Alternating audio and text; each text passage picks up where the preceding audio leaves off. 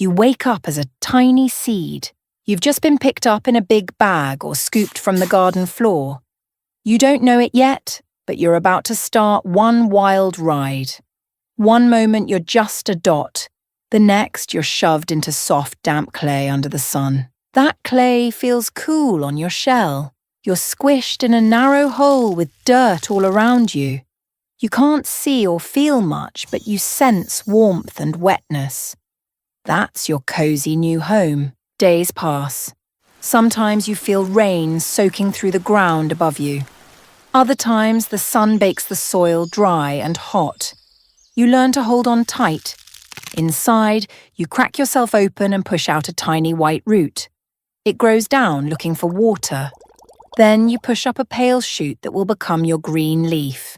You don't know it yet, but you're officially a radish sprout. As you push through, you peek at the world. It's bright and full of new smells, wet earth, fresh grass, and maybe a worm or two. You wave your two little leaves, split like a small V, and soak up sunlight. Sun feels good. Sun helps you grow. You're just a baby, but you face drama right away. Sometimes a hard rain blasts you, knocking your leaves around. You stand tall, bend, then bounce right back. Other times a dry spell hurts. You wish for a drop of water, then maybe tonight a cloud breaks and delivers a soft shower that saves you. Insects find you too. A tiny bug might nibble a leaf. You cringe, but you've got backup. Your leaf can grow back. Sometimes a slug slimy crawls and bites a hole. That's annoying, but you shrug it off. Those aphids think you're an all-you-can-suck buffet. Flea beetles treat your leaves like a Swiss cheese factory. And root maggots. They don't just eat you, they move in. They set up shop in your juicy interior and raise families. You're not a vegetable, you're real estate. And the worst part? You can't even scream. You're just quietly rotting from the inside out while a maggot PTA meeting happens inside your flesh. That's your legacy. A quick drink of water helps you feel better. Then your neighbour plants push up. Soon you're not alone. There are little radishes all around, each doing their own stretch for the sun. You look around and see green dots filling the clay. You feel part of a team. Weeks go by. You get stronger, sending more roots down. Inside the clay, you're swelling, round and red or white or maybe even purple, depending on your kind. That round part is your radish body. You feel tight. You feel ready. But life isn't all smooth. One day, a farmer walks over. You hear heavy boots stomping on dry ground. You pray they don't pull you out too soon. But then, they bend down, grip the green top, and yank. Whoosh, you're free. You fly out of the ground, roots and all. You land with a soft thud. You stare at bright sky and feel the wind on your skin. That's new. Then the farmer brings you inside a warm shed. It's safe here, away from rain and bugs. You rest in a crate next to your buddies. You talk about the life underground. You share tips on dodging pests and soaking up sun. You laugh about that one bug that tried to eat your leaf last week. Meanwhile, your relatives are out here thriving. Carrots, adored. They're sweet, lovable, and get to be in cartoons with British accents. Potatoes, straight-up legends. French fries, mashed, baked, tater tots. They run the entire comfort food empire. Even beets, which taste like dirt marinated in sadness, still get respect for being earthy and good for blood pressure. But you get to be the punchline of a crudité platter. You're the vegetable people eat on a dare, or because they think it'll impress their nutritionist. And it's not just humans who disrespect you. Nature itself doesn't cut you any slack. You've got this whole grow fast or die pressure, and if it rains too much, boom, you split like an overfilled water balloon. Too little water? Say hello to being shriveled, bitter and worthless. Temperature drops a few degrees. Time to panic. Temperature rises a bit. Also panic. You're basically a biological anxiety attack in root form.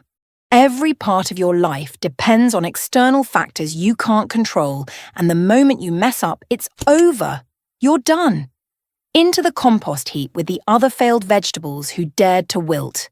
Next day, you're packed in a box and loaded onto a truck. You bump and jostle with your crew on the ride to the market. You pass green fields and dusty roads. You try not to get dizzy.